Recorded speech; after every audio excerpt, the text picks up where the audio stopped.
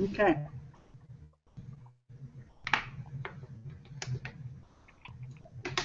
Okay. Who's the moderator? I am. Okay. All right. So welcome to our great debate. We're all excited and thrilled to be here for this debate. We will go ahead and follow the format that has been for us in our iLearn instructions. If everybody would please mute their microphones while each presenter is speaking, that would be extremely helpful. So at round one, spokesperson one will provide an opening statement. The humanist will go first, so that will be myself. And then the religionist will present their opening statement. And then we'll move into round two at that point, and I will intervene. And well, actually, let's just go through it. Let's see. So spokesperson two will present their main arguments. The humanist first, that will be Peggy, and then religionist. Really quickly, who is going to be presenting opening statements during round one? I am. Khalees or Marisa? Khalees. Okay, Khalees is. Okay, so let me type that in. And so then I assume then Marisa will be doing the main arguments? Yes, I will. Okay.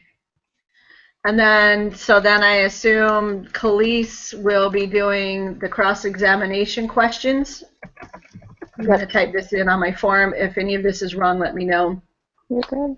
And then, I will be doing the main points. okay, and then Marisa will also be doing the closing argument along with Peggy. Yep. Okay. Okay. And then we'll join together for the wrap-up. All right, so go ahead again and mute your microphones, and we'll begin. I'll begin with the opening for the humanist position. For centuries, by religious ideology and control. Back in 1933, several prominent men gathered to create a document that would outline how detrimental and irrelevant such religious domination has become to humankind. That document became known as the Humanist Manifesto I. The designers of the manifesto wrote, "There is a great danger of a final and we believe fatal identification of the word religion with doctrines and methods which have lost their significance and which are powerless to solve the problem of human living in the 20th century. This document contains 15 principles that support the advancement of mankind as intelligent, free-thinking human beings." 40 years after the first manifesto was drafted, another group of highly intelligent, prominent men gathered to draft the Humanist Manifesto II, which contains 17 principles. Those who drafted the second manifesto did so because they felt that many, even religious groups, claim to have humanist beginnings, but they aren't true humanists. They failed to embrace the commitment to the positive belief in the possibilities of human progress. The drafters of the second manifesto noted that other groups, in addition to religious groups, are guilty of suppressing human rights. They said, Nazism has shown the depths of brutality in which humanity is capable. Other totalitarian regimes have suppressed human rights without ending poverty. Science has sometimes brought evil as well as good. Recent decades have shown that inhuman wars can be made in the name of peace. The beginnings of police states, even in democratic societies, widespread government espionage, and other abuses of power by military, political, and industrial elites, and the continuance of unyielding racism all present a different and difficult social outlook. In various societies, the demands of women and minority groups for equal rights effectively challenge our generation. We will cover each of the principles from these manifestos in greater detail in our main arguments. It is our hope that we successfully convey the importance of embracing a humanist view as the best means of achieving happiness and fulfillment worldwide. You have the floor. Okay. There is a battle that exists over the meaning of religious freedom. The United States Constitution was written by men who had persevered through tremendous turmoil, and who understood the importance of a document that would protect the citizens of this great nation from tyranny and to help the government have protections also. This Constitution has been the example to nearly every nation and country in the world today, as they have also adopted and drafted their own documents in their own countries, even after all these years. even after all those years ago when it was written, other countries couldn't understand why it was constituted. This nation's greatest export today is the Constitution itself. And the United States has one thing that the other countries don't, the right to the religious freedom. There are examples all over the world with the lack of this religious freedom and the destruction that it can cause. Religion is the basis for morals, standards, values, and integrity. Governments have the obligation to protect the human rights of all their citizens and should promote an environment of tolerance and non-discrimination. In both principle and action, where people are endangered, threatened, or face discrimination, it is the responsibility of governments to safeguard universal human rights and fundamental freedoms, including the right to life and the freedom of conscience, belief, practice, and worship, and to explain and change one's faith. This right to freedom of religion is found in the Universal Declaration of Human Rights, the International Covenant on Civil and Political Rights, and in states' own domestic laws. When governments fail to respect those laws, obligations, and standards, whether by deed or inaction, they legitimize and facilitate non-state actors who persecute and discriminate against members of vulnerable religious communities, nurture an environment of intolerance, and weaken the ties that support peaceful and resilient societies. Religious freedom can come at great cost, but it is important. It often goes hand in hand with freedom of speech. Raif Badawi, a young Saudi Arabian blogger and activist for reform, was charged with apostasy. Eventually, after months of court proceedings, he was convicted of the lesser charges of insulting Islam, sentenced to 10 years imprisonment, and given the penalty of 1,000 lashes. What he had done was simply speak his mind about his country, his government, and his religion. He remains a prisoner now, just for speaking his beliefs and speaking his mind. There's also other accounts of women in Sudan who was charged with 100 lashes and death by hanging just for marrying a Christian, even though she herself identified as a Christian. Respect for religious freedom paves way for a more secure, peaceful, and a prosperous world.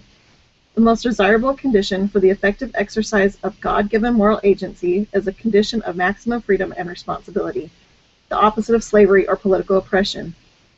With freedom, we can be accountable for our own actions and cannot blame our conditions on bondage to another.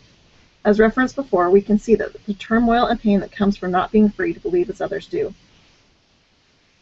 This free exercise of religion obviously involves both the right to choose religious beliefs and affiliations and the right to exercise or practice those beliefs. The right of some to act upon their religious principles must be qualified by the government's responsibility to protect the health and safety of all. Otherwise, for example, the government could not protect its citizens' person or property from neighbors whose intentions include taking human life or stealing in circumstances rational lives on the basis of their religious beliefs. David Saperstein, who was the ambassador at large for international religious freedom, has said, "There is an absolute and unequivocal need to give voice to the religiously oppressed in every land, afraid to speak of what they believe in, who face death and live in fear, who worship in underground churches, mosques, or temples, who feel so desperate that they flee their homes to avoid killing and persecution simply because they love God in their own way or question the existence of God." Some may say that religion has taken away civil rights, but this is not the case. It is critical that everyone's freedom of speech and equally important freedom to stand up for religious beliefs is protected.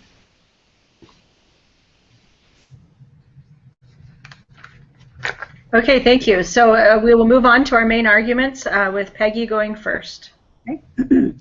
These manifestos are a vision of hope, a direction for a satisfying survival. Both contain principles that promote human well-being. They include: 1. The universe is self-existing. Religion does not pass the test of scientific evidence. There is insufficient evidence for the existence of God. Humanists are non-theists. They believe in humans, not God, in nature, not deity. No deity will save us. We must save ourselves. 2. Believing in immortal salvation or fearing eternal damnation is illusory and harmful. Humans exist out of evolutionary forces. There is no soul and body. There is no credible evidence that life survives the death of the body. Traditional religions are obstacles to human progress. 3. People gain moral values from human experience. Ethics stands from human needs and interests. Human life is meaningful because we create and develop our futures. 4. Reason and intelligence are the most effective instruments that humankind possesses. Faith and passion are insufficient. 5. People should be able to realize their own talents and desires. Any religion or idea or moral code that denigrates a person, suppresses freedom, dulls intellect, or dehumanizes personality is rejected. 6. Sexual conduct should not be repressed by religious norms. People have the right to birth control, abortion, and divorce. Any sexual behavior between consenting adults should be encouraged freely. 7. People have many rights, including freedom of speech, freedom of religion, political democracy, right of opposition to governmental policies, freedom of association, and artistic, scientific, and cultural freedom. People have the right to euthanasia and suicide. 8. We are committed to an open and democratic society. People should be involved at all levels of the democratic process. 9. Separation of church and state is essential. No religious view should be enforced as law. Joy is no longer found in religious expression, but in man's achievements. The purpose of man's existence is to realize one's human personality completely. 10. Economic systems should be evaluated on the basis of whether or not they increase economic well-being for all individuals and groups, not a select few. A profit-motivated society is inadequate.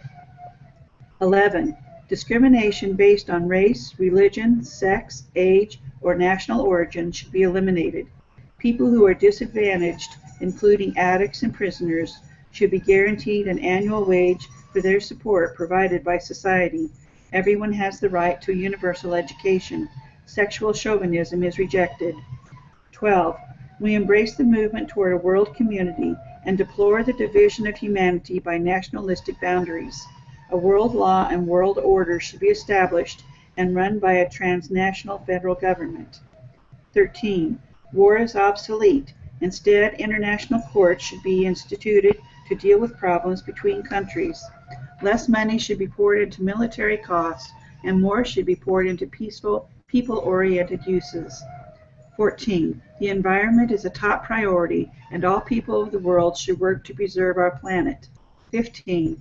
Developed nations have a responsibility to provide technical, agricultural, medical, and economic assistance, including birth control, to developing nations. Poverty should be eradicated, as should extreme wealth. 16. Technological advancements should be encouraged, but technology should never be used against a human being to their detriment. 17. Communication and transportation should be expanded across the globe. We must learn to live openly together or perish together. Incorporating these principles will result in great for all humankind. Poverty will be eliminated. Wealth will be equally distributed. People will feel empowered to live up to their fullest potential as human beings. Thank you. Okay, and Marisa will move on with her main arguments. Sorry, I'm just writing down a couple points.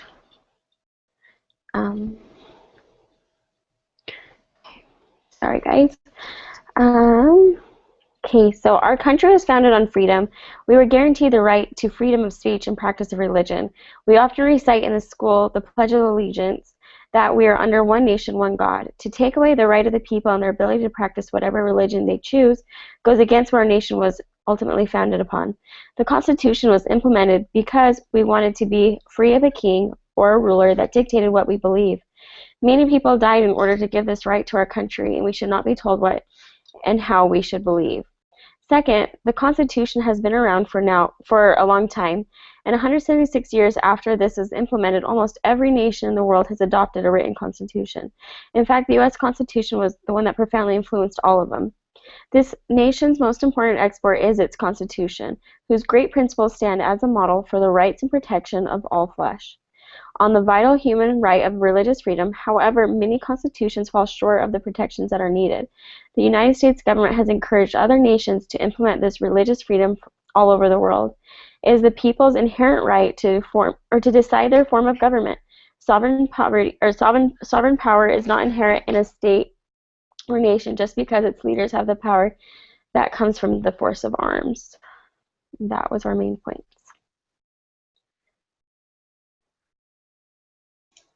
Okay, thank you.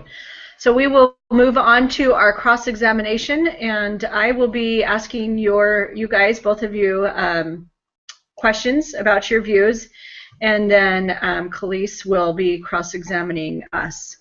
One of the points as you were speaking, you mentioned that, you know, religious groups are now being persecuted and discriminated against. And one of the thoughts that came to mind was, over the centuries, religious groups have waged war against non-believers. Discrimination against non-believers has also existed. What are your feelings about this? How would you answer that, you know, that counter argument that it's gone both ways, and some humanists may feel that it has been even for, you know, some of the crusades and things that happened over the centuries?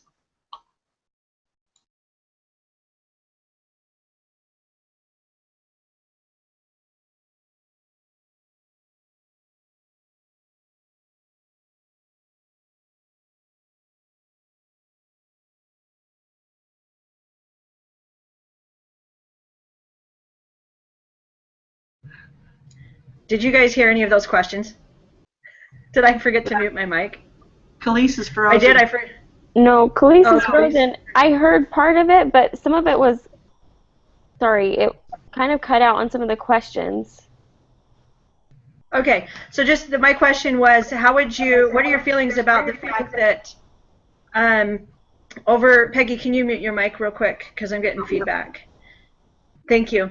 Over the centuries, religious groups have waged war against non-believers, and discrimination against non-believers has also existed. And so what are your feelings about that? You know, that you guys had said, well, religious groups are now being discriminated against, but non-believers have also experienced that same thing. And so how would you address that point? It looks like we lost Peggy, or not Peggy, Khalees. Well, when I was reading this, I felt that, yes, there has been wars that have been waged, but it says that we can't go on not having, or that just religion isn't just for the having religion isn't just for the non-believers, but it's also for, I guess, the believers. So it's for both of us. And so where it has, we have had wars amongst it, is we can't do without it. That's the best counter I can get.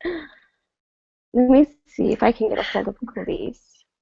Oh, there we are. Okay. Oh, there we are. There she is. Sorry. You're okay. You're okay.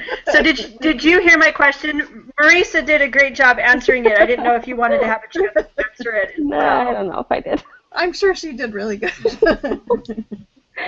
Okay. Then I'll ask you this next question, okay? Oh, good. So many people feel the Constitution is outdated because it was written for a people and culture and time that was over 200 years ago. So Khalees, do you feel that it's still relevant to us today? You know, I think a lot of humanists are arguing that it's irrelevant, and we need to update it and make some changes to it so that it fits our culture and times today. I have a hard time answering these questions because I'm just like, I don't know if I have a good answer, honestly. I feel like the Constitution was put into place and that many countries have adopted it since then, because at first, when the Constitution was first written, everyone thought it was crazy back then, and it has protected both the government and the people of the government. I feel like there have been amendments that have been made, but one thing that has not been amended is that religious freedom, and that no matter which way you believe, there shouldn't be persecution on either side. Now, I'm not here to say that there are not religions that do not persecute or anything like that, but I don't feel like it embodies the entire of the United States. And so I feel like even though it may seem like maybe some of the words are outdated, it still is protection for us. I don't know if that probably doesn't make any sense. Well, I just want to add to that. I also feel that the Constitution, obviously the Constitution has done something right, because I believe that what I was saying before in that previous question was that the Constitution protects both those who are religious and who aren't religious. And so without I think that's a misconception that, I don't want to say you humanists, because I know you guys aren't humanists, but humanists have this misconception that to get rid of religion, or freedom of religion, it's basically going to get rid of their belief to not believe in religion. And so we have the Constitution to get away from that king or the dictator ruler that tells us what we should and shouldn't believe in. And so, oh, are you okay? Sorry. So it's just, I feel like, I don't know where I was going with that comment, but the Constitution, I feel, may have outdated words, but the purpose in which it was set to do, it has protected and made our country so great. And you can see that, as Khalees was mentioning, that so many other countries have adopted something along the lines of our written Constitution. Wow. Well, bravo. I think you guys answered that really well. And you have to know, I wouldn't want to answer these questions. So I feel your pain. And I was telling Peggy yesterday, I was like, I hated that we had to go through and dissect that document, that we had so many disagreements over, you know, like that we just don't agree with those principles. But then when we were drafting these questions, I was telling her I would not want to have to answer these questions. But I think it's good for us because it helps us kind of realize where the other side's coming from. You guys are doing great. I have a question.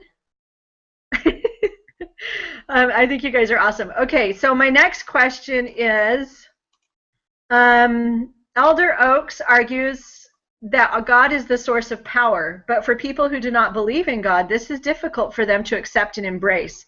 What do you say to that? Either of you. I honestly feel like this is a question that everyone has to ask themselves, no matter if they believe in God or not. I feel like it just takes a minute to look around anywhere they live. I understand that the humanists believe that it's creative energy and things just happen and things just evolve, but things had to start from somewhere. And so I feel like for those, I mean, not everyone has to believe in a God, but I feel like they have to agree that there is a being or a presence or an energy that has to be present in all living things, or else they would not be living. Risa, you can take over. No, I really agree with what you just said. I feel like, you know, for us, because we do believe and that there is a higher being, I feel like for those who are non-believers, they have to figure out who is that supreme being, or the, like, I guess just how they came about. And so I just think it goes along with what Khalees said. I don't think I could say any better than she already has. No, I think that's awesome. I will step out of my humanist role right now. And a friend of mine, she was my visiting teacher, primary president. She left the church a few years back, and one of the reasons she said was that she had come to believe that there was no God. I mean, at first I thought, oh, with Joseph Smith, but she took it right to the top and just cut out God altogether, and very much embraces these humanist principles. And she was in a book club, and she has since moved away and stuff. But one time at book club, she said, there are things that happen and have happened in my life that I can't explain. So even with her denial of God, she still acknowledged that there's some kind of power out there that's greater than she is. And I think that even humanists, kind of like you're saying, have to admit that. Sorry, I probably just broke the rules, and we probably just lost the debate because I agreed with you. But I can't not say that. There's no winners and losers. It's okay. That's true. All right. My next question. Great. Moral agency is not God-given. That's a humanist belief. People learn morality from their own experience and desire to improve the well-being of humankind. Many people who are not religious exercise moral agency and lead good, productive lives. And so how do you answer this, that, you know, it kind of feels like some religionists believe that only through God can people gain a moral compass, but yet we've seen people that live without God and have a moral. So how do you answer that? So my first question is kind of putting it back to you, but how do you know that they haven't been influenced by religion? So who's to say that sorry, not to like throw, I'm not expecting an answer, but really like how I'm seeing it is How do we know that they haven't been Touche. influenced by religion? Who's to say they haven't been? It's like they may not believe in it, but my sister, she left the church, and she has, for the most part, she tries to have good standards and morals and values, but she's been influenced by religion. So, I don't know. Sorry, I don't know if I was answering that, but I just feel like that's a counterintuitive question. Sorry. That's a great, that I was thinking, touche. Good job, Marisa. Well, I think I have to say, like, I honestly don't know how to answer that question, except I was thinking the same thing as Marisa. Like, everyone has been influenced by religion in this country. So, I mean, I can't speak for other countries, but in this country, that's what our country is founded on, is religious freedom and religious principles. So, pretty much everyone's been influenced by religion. So, that I don't have an answer. Other than that. No, I think that's perfect. No, that's awesome. Okay, next question. It seems clear that the Constitution is very definitive on the separation of church and state, yet so many religionists find ways to interpret that statement to suit them. What are your feelings on that, on this confusion over separation of church and state?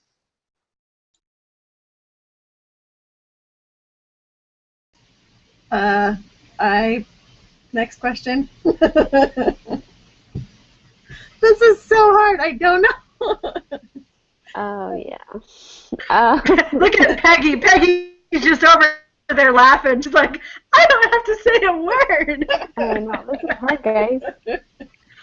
Well, can you ask that question one more time? I just want to make sure I understand it. And it may not be a very well-worded question. I just said, it seems clear that the Constitution is very definitive on the separation of church and state, yet so many religionists find ways to interpret that statement to suit them. You know, that the saying that, well, the Constitution was really just saying that churches can't be set up to influence public policies, yet, you know, churches still or that the laws can't be made that favor one religion over another. But churches yet still insist on their influence in the public square. And so it seems like they're taking that rule and suiting it how they want. And yeah. Maybe, does that make it easier for you to answer? Yeah, no, I just was thinking, well, the Constitution, sorry guys, I can't remember where I read it. It was somewhere, but it says that the Constitution was created by Christians, and, oh, yeah, sorry. Gosh, I don't know. I just think that the Constitution was set up by Christians, and so that isn't really separated from state and, what was the other, state and religion? I feel like they are intertwined without knowing it. I feel like it's true. It's hard for me to even separate because I feel like not only does religion, you know, there's like the religion aspect, I guess, but then there's just morals and standards and values that, you know, that are just kind of, you don't really consider them to be religion, but everyone should have them. You know, your Jiminy Cricket inside of you, your conscience kind of a thing. So I don't know how to answer that because I don't know how to separate those. Yeah, supposedly they're separated, but I don't know. That's why I'm not in politics. I don't have to separate my religion and church and state. That's good. I think it's really hard. I think it just goes back to what Elder Oaks was trying to say, is that is misinterpreted. And I think sometimes it's misinterpreted by both sides, you know, the separation of church and state. I know in our local school district, they love to quote separation in church and state, so that we can't even have, like I was saying before in a the colors red and green at our winter parties. You know, it's long since been changed from Christmas party to winter party. And now they are moving into so much as you can't have anything that resembles or is related to Christmas in any way, shape, or form. And I feel like that's an overreach of that definition. You know, I think that it's okay for there to be elements of a major cultural aspect in a school setting. You know, we're not there to preach about Christ, but that's a major cultural celebration, and even that's now being shut out. So I feel like that's too far-reaching of that interpretation. Sorry, once again, I just answered against my own question, but whatever. You guys are doing such a good job. Okay, I have a few more questions, but we can move on if you think that we should. I just have 3 more questions. Peggy, should we keep going? Do you guys want to add? I don't know how long you want. I think we brutalized this enough. Okay, good. Then we'll just. It's just more of the same. You know, arguments against narrow religious views and religious freedom and you know. Yeah. Oh, I want to ask the last question. Okay, I was just looking at that too. Let me ask this last question. Yeah, this is a good one. Religion has claimed that God is the source of our existence. What scientific evidence is there that proves God created humankind?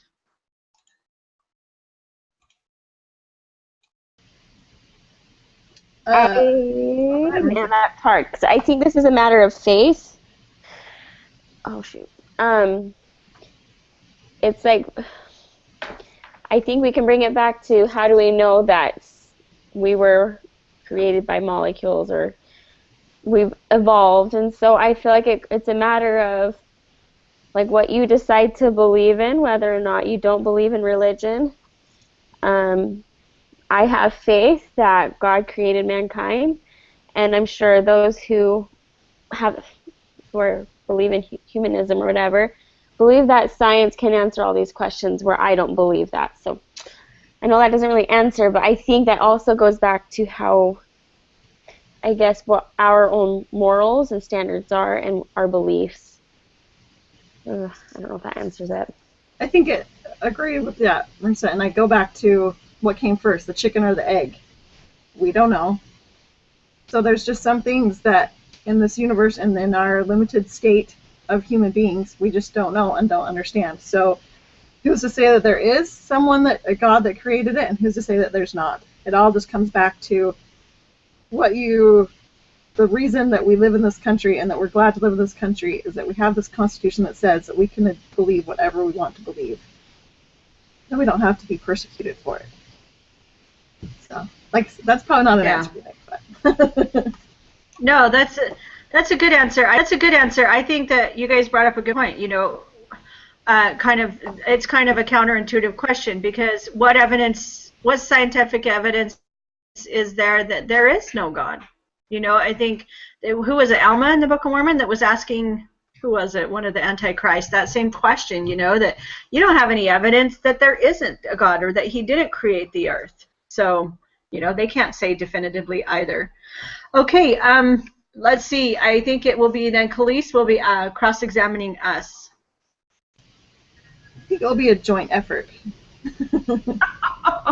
Hey, that's not fair. I stayed out of it. Oh, guys, Laura was helping you.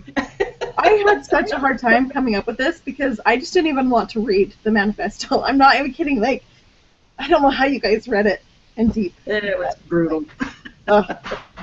Anyway. Now you know how we feel. I know, it was awful. Wow. We both wanted to take a shower yesterday when we were done. Well, I don't have these all written out very well. I'm still kind of in limbo because my family's been so sick. So, anyway. In the 14th... just a second, it's thinking. Okay, the humanists are firmly convinced that existing acquisitive and profit-motivated society has shown itself to be inadequate, and that a radical change in methods, controls, and motives must be instituted. And that there needs to be a socialized and cooperative economic order that must be established to end that equitable distribution of the means of life be possible. The goal of humanism is a free and universal society. And blah, blah, blah, blah, blah. So it seems that humanists are firmly convinced that the existing and acquisitive and profit-motivated society has shown itself to be inadequate. So what evidence is there of this to make us want to revert back? Okay, I'm stepping off a little bit. It just seems like this is all coming from trying to go back to a dictatorship or the socialist community that we've all tried to get away from. That's why our ancestors came to this country. So that makes sense at all. Well, I think because of the unequal distribution of wealth, I am not speaking in my real person here, we have children who are starving.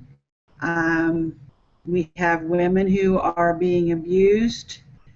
We have a lot of inequity throughout the world. And by redistributing the wealth, we can take care of those whose basic needs are not even being met. I think that's the real draw for people in this country, like Sanders and kind of that socialist leaning, is they feel like if we have this really high rate of taxes and then we distribute that wealth out equally, that it will end poverty. But killing that capitalist and taking care of people, we've seen it's not all that it's cracked up to be. Real drawbacks, like to socialism, and we've discussed these in other sessions before of, anyway, I'm not really arguing the point because it's really hard for me to argue for that point.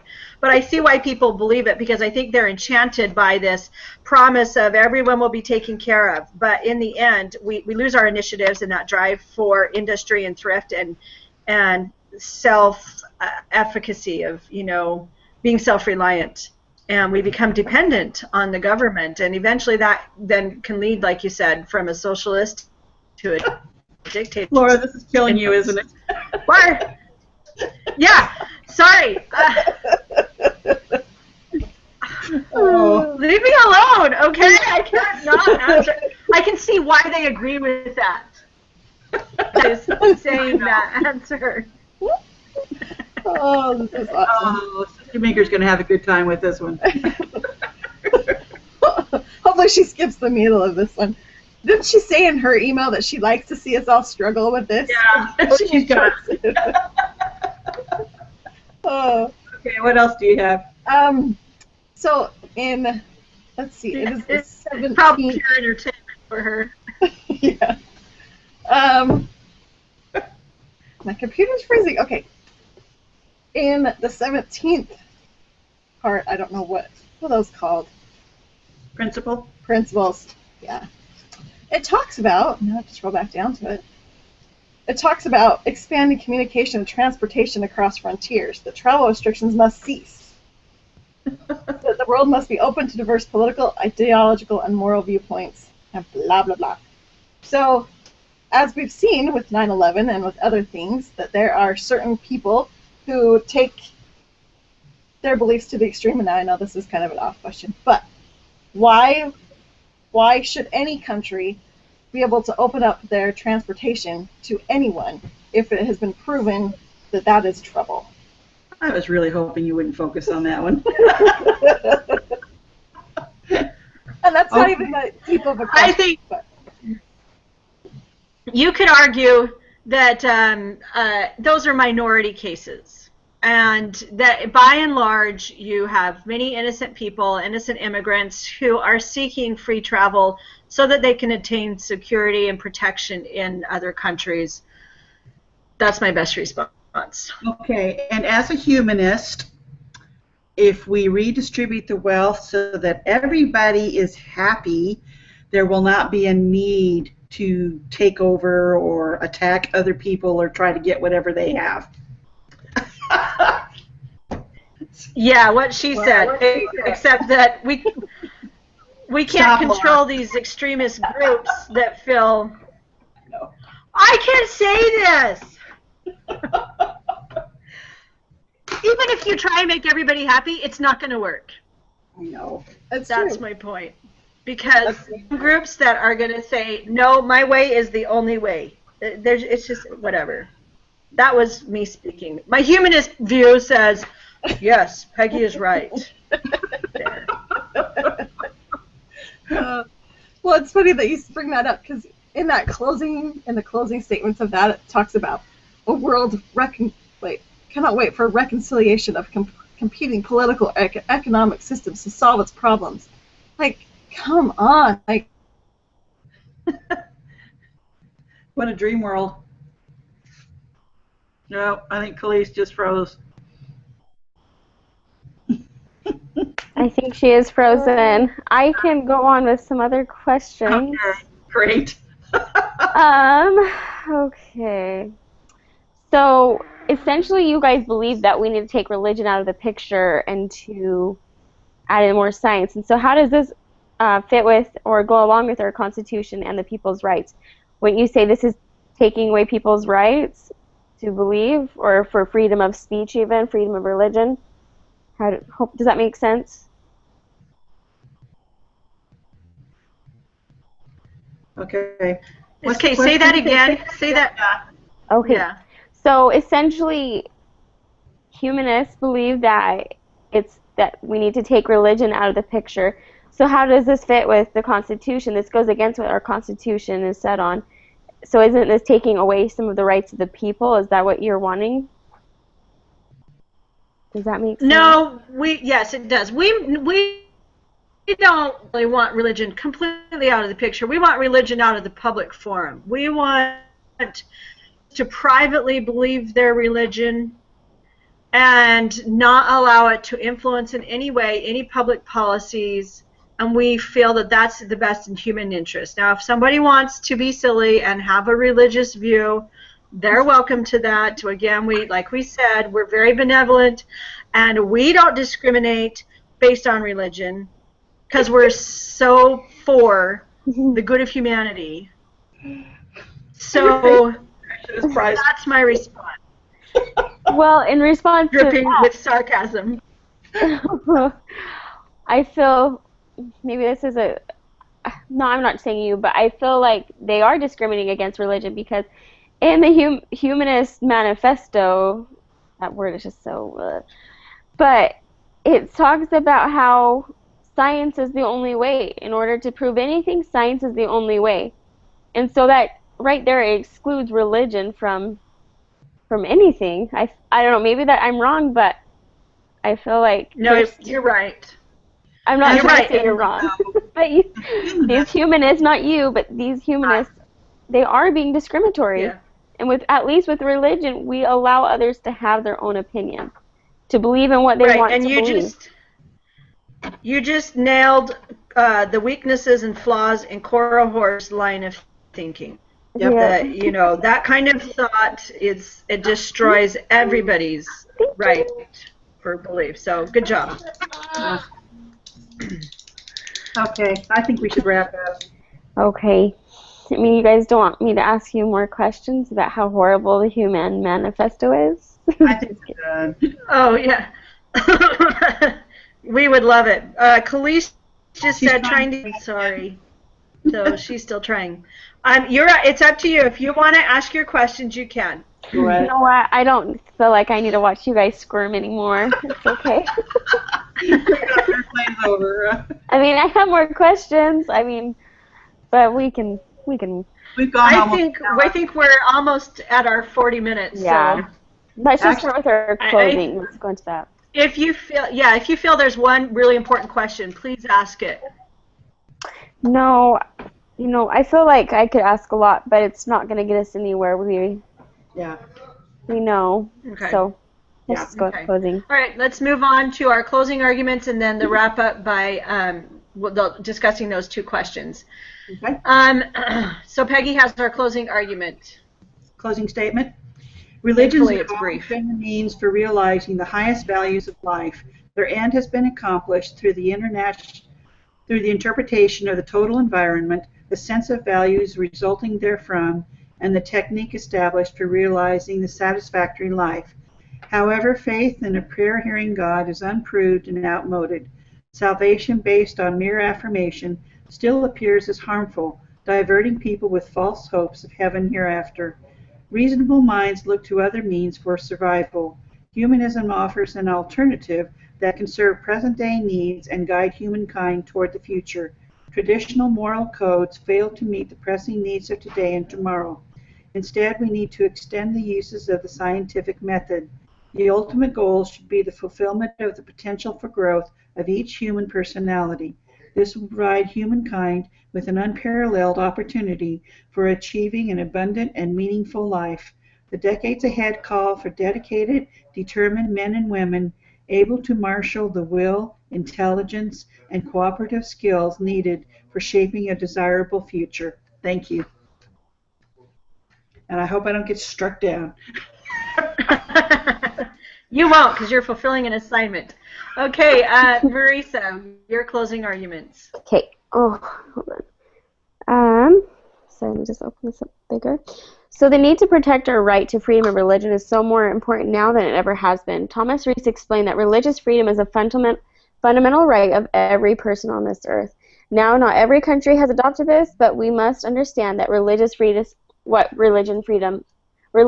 encompasses. Religious freedom is not just for the believers, it also includes the non-believers. Properly speaking, it is the freedom of religion or belief. It protects a person's right to hold or not to hold any religion or belief. So religious freedom must also protect the atheist. It also protects those who wish to bring more scientific backing into the equation. This protects those who believe in the prime importance of a human and their ability and influence. The misunderstanding that is seen between humanism and religion is that freedom of religion is being confused with freedom of worship. Further, Thomas Reese includes that freedom of religion encompasses our right to worship, observe, practice, express, and teach different beliefs. This also encompasses the ability to wear religious dress or symbols or rituals pertaining to stages of life within a culture and their beliefs. Religious liberty allows an individual to change one's belief or religion without coercion. In the Islamic country, we can see that this practice alone is legal. Freedom of religion allows people to be able to persuade another individual of their belief, and as the humanist view is doing. To take away freedom of religion, in other words, is taking away the ability to impose your own views on the humanist outlook on life. Dallin H. Oaks, sorry guys, I have heartburn. Dallin H. Oaks stated further that the importance of religion values, he said, religious values and political realities are so interlinked in the origin and perpetuation of this nation that we cannot lose the influence of Christianity in a public square without seriously jeopardizing our freedoms. I maintain that this is a political fact, well qualified for argument in the public square by religious people whose freedom to believe and act must always be protected by what is properly called our first freedom, the free exercise of religion. In conclusion, freedom of speech is important to both believers and non-believers, as well as freedom of religion. Looking from past confrontations within countries or among countries, we have seen how conflicts over religion can destabilize nations and cause economic uncertainty. Freedom of religion should be a priority and should not be taken out of the Constitution. This is why so many of our ancestors came to the United States and why our country is so great. Thank you. And then I just realized that first question that you asked, Laura, I was trying to remember what it was. I don't remember what the question was. You asked about, I don't remember what you asked, but the answer I wanted to give was something about how conflicts over religion can destabilize nations and cause economic uncertainty. So this is why we need religion.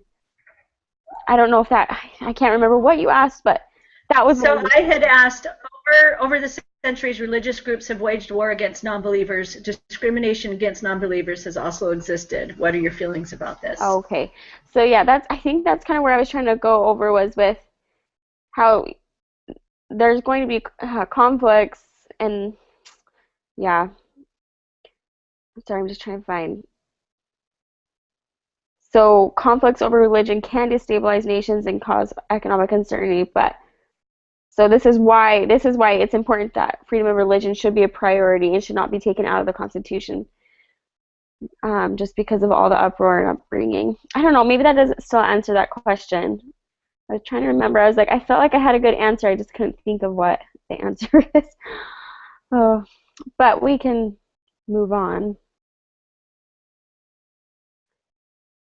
No, I think that's good. Okay, so I think you did a great job. Let's move on to our wrap-up and discuss the last two questions, and then Marisa will do a summary. Do you think the authors of your article was taking the moral high ground or making a moral statement? Why or why not? Peggy, do you want to answer that for us? Because you had a great answer yesterday.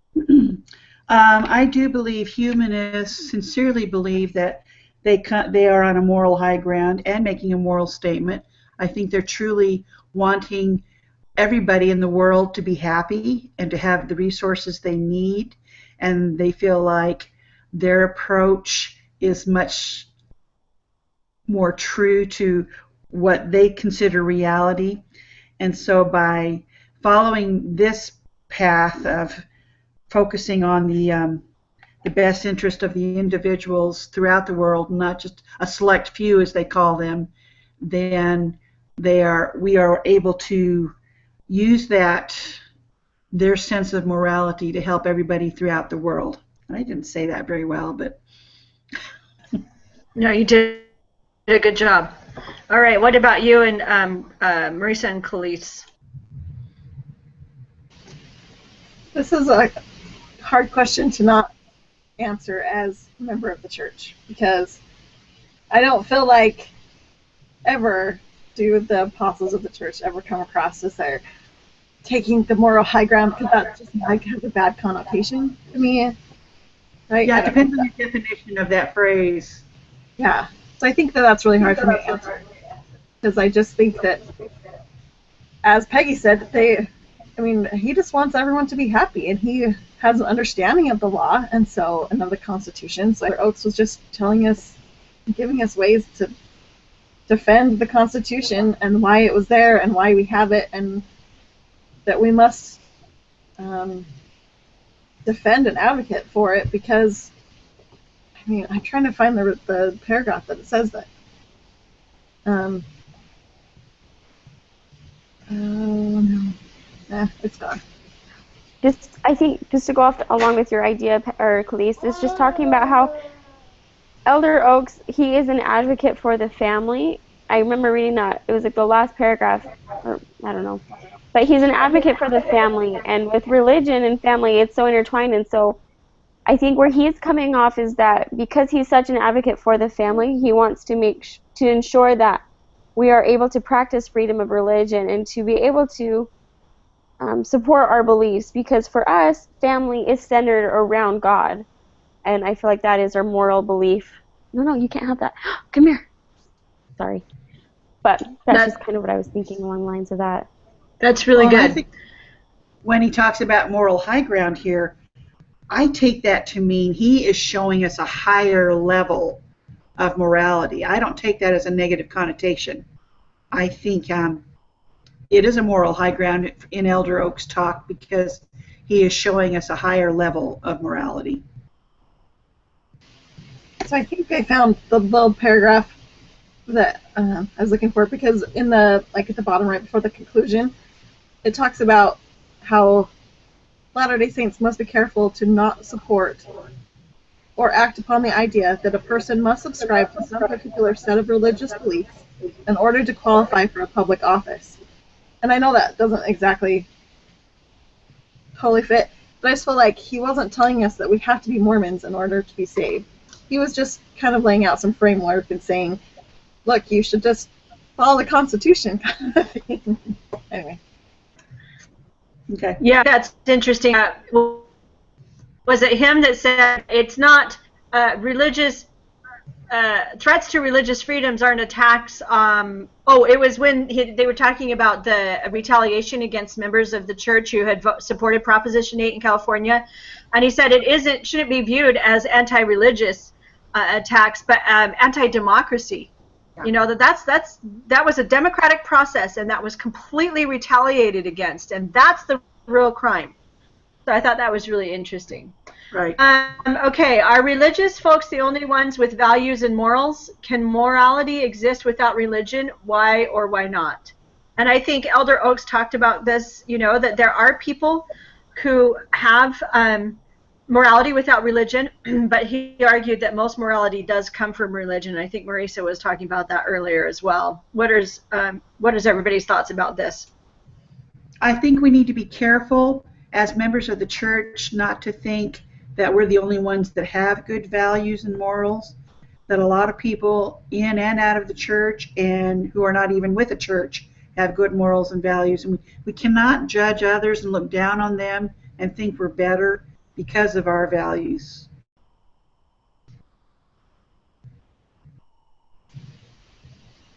I agree with that. I also go back to that question, and we've talked about it before, but everyone is influenced by some sort of religion. I mean, it talks in Elder Oaks even says that religious values and political realities are so interlinked in the origin and perpetuation of this nation that we cannot lose the influence of Christianity in the public sphere. Okay, so I mean, it's saying that there is influence no matter who you are. So all the morals, yeah, I do think that people can be good people if they don't go to church. I mean, I've met some really great people that are not active in any church. They don't ever go anywhere. But I feel like no matter what decision we make, we are influenced by some sort of religion. It's hard to like separate that, I think. Yeah. No, I agree completely. And I think it just kind of goes back to what I said before, you know, and what Khalees just said is, oh, sorry, it's my son giving me a raspberry. That there's some level of influence, and so I don't feel like, and Peggy, I just have to say, I really like that you said we can't judge others, because I think a lot of times we get in this mindset that, because I firmly believe that we're the only true religion, but how we come off is just kind of high, like holier than thou. Yep. Is that, I don't know. So I think I like that you said that we really do need to be careful, and I think this is just a lesson for me, learned that I can't act better than other people because of the knowledge I do have. It's like, as great as it is to share, some people just may not have that same belief, but that doesn't make it so that they don't, it doesn't mean they don't have good values themselves, if that makes sense. Right. Yeah, it doesn't discount their values and beliefs either. Exactly. I read ahead and read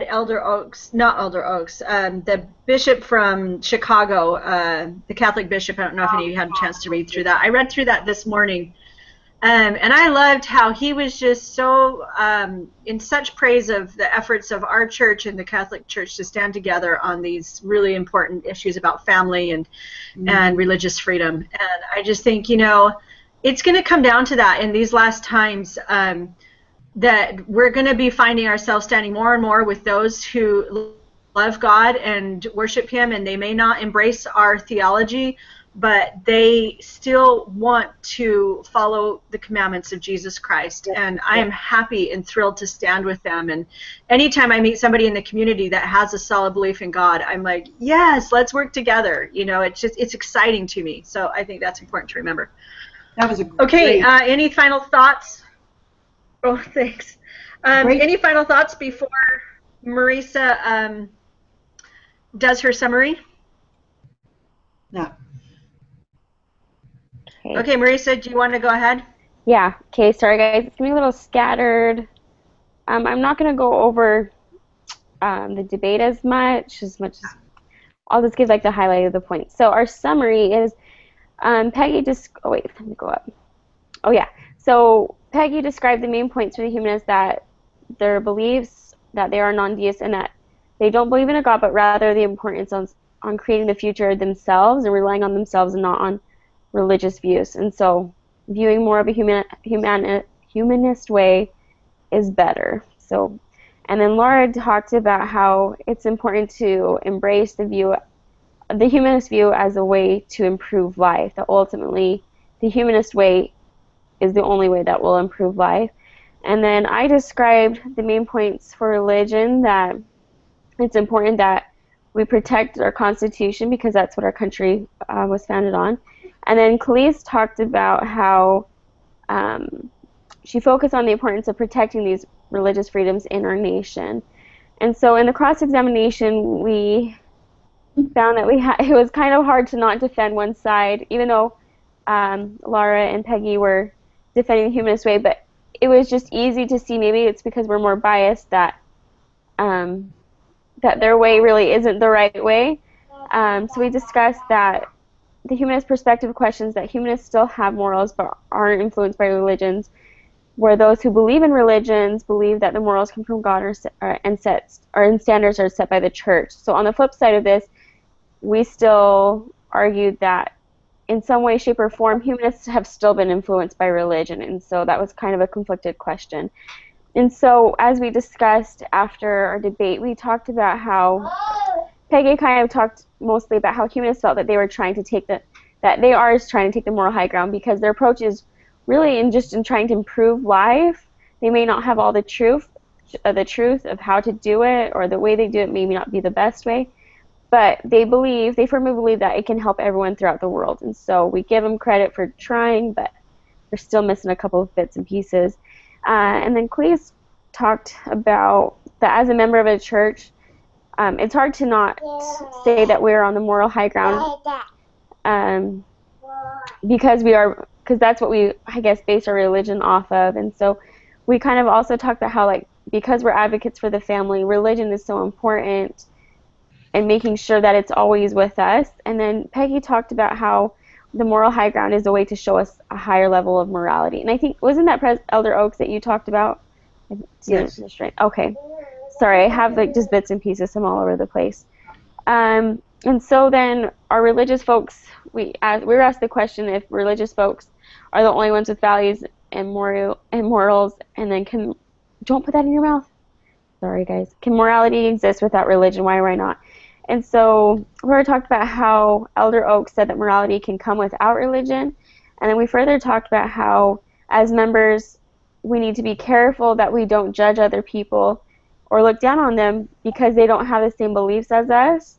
And that instead of that, we need to make sure that we are standing with the people who do have beliefs in God or have just good moral attitudes or ideas, because in the end, we want to support everybody in improving and being the best that they can be, even though they don't have the same belief as us. So that's kind of like a really chopped up, rough that's excellent. summary.